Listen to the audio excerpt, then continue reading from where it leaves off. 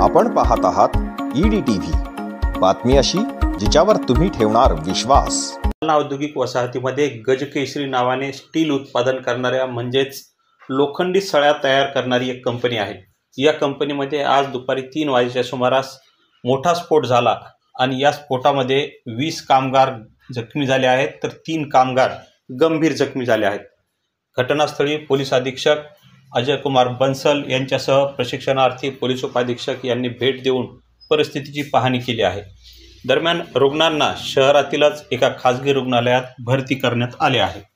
सविस्तर माहिती देत आहेत पोलीस अधीक्षक अजय कुमार बंसल।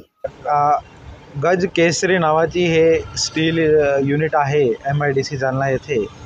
इथे एक भट्टी जो असतात, भट्टीमध्ये लिक्विड मेटल असताना वरून सॉलिड मेटल टाकल्यावर तो मेटल सर्व बाहेर उडाला आणि तो मेटल बरेच मजदूर होते जो आजूबाजूला त्याच्या अंगावर पडला, अशी घटना घडलेली आहे।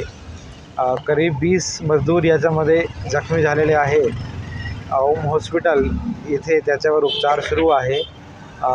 3 ते 4 लोक त्याच्यामध्ये जास्त जखमी आहे अशी प्रायमा फेसी इन्फॉर्मेशन आतापर्यंत भेटलेली आहे। पोलीस घटनास्थळ आणि हॉस्पिटल दोघे ठिकाणी आहे आणि मजदूर आता जसा जसा त्यांचा आउट ऑफ डेंजर जो झाले आहे त्याच्याकडून जबाब घेण्याचा प्रयत्न आता पोलीस करत आहे आणि पुढची चौकशी आता सुरू आहे। 3 ते 4 लोक गंभीर आहे असं आतापर्यंत प्रायमा फेसी कळलं आहे। आता त्याच्यावर ओम हॉस्पिटल येथे उपचार सुरू आहे।